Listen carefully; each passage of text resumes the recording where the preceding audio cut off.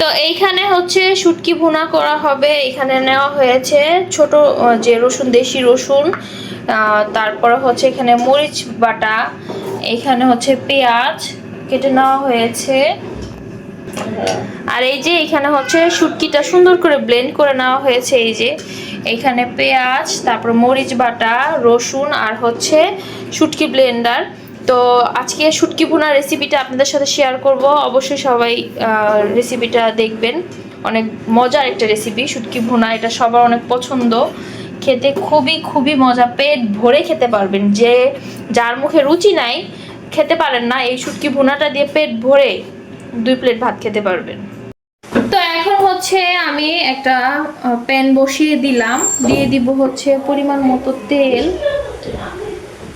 এখন হচ্ছে শুটকি ভুনাটা করব একদম সুন্দর করে।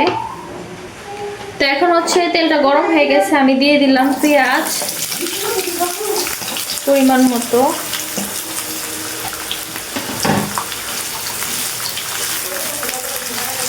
পেঁয়াজটা একটু হালকা ভাজা হোক।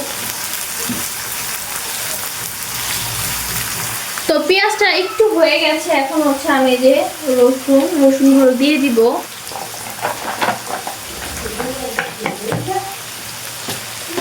রসুনটা দিয়ে দিলাম।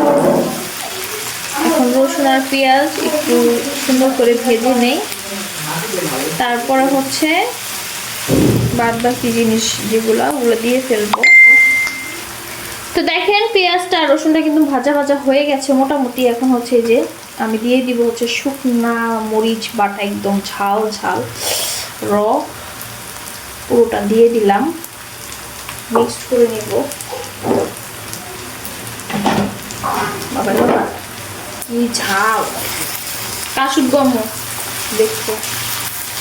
তো মরিচটা হচ্ছে একটু ভেজে নেব, তারপর হচ্ছে আমি দিব, কি জানি বলে, শুটকি ব্লেন্ডারটা। তো একটু সুন্দর করে শুকনো মরিচের বাটাটা আমি ভেজে নেই তেলের মধ্যে। তো এখন হচ্ছে এই যে ব্লেন্ডার করা আপনার শুটকিটা, এটা এখন ঢেলে দিব, পুরোটা দিয়ে দিব এখানে।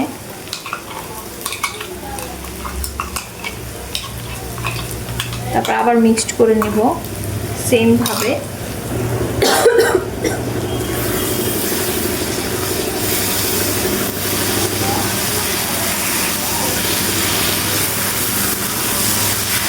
একদম ঝাল ঝাল শুটকি ভুনা, এটা খেতে যে এত মজা, আমার তো জিভে পানি এসে পড়ছে এখনই। এখন ব্লেন্ডারটা একটু ধুয়ে পানি দিয়ে দিব এখানে, একটু হালকা ভাজা ভাজা হোক। আর হচ্ছে এখন লবণ দিয়ে দিব, মানে লবণটা এইটা দাও তো। এখন হচ্ছে পরিমাণ মতো লবণ দিয়ে দিব,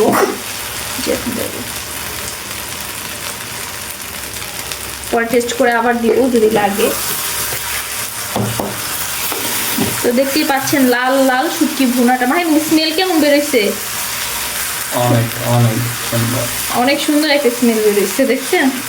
আপনারা বাসায় ট্রাই করে দেখবেন শুটকি ভুনাটা কত মজা যে হয়, এটা আপনাদের বলে বোঝাতে পারবো না।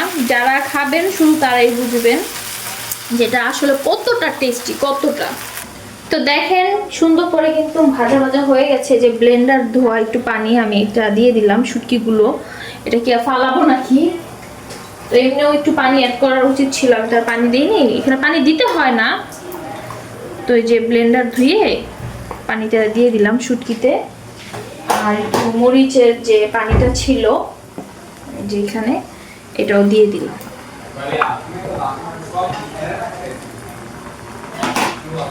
এখন ভালো করে সুন্দর করে মিক্সড করে নেই, এটাও একটু সিদ্ধ সিদ্ধ হোক, ভুনা ভুনা করে।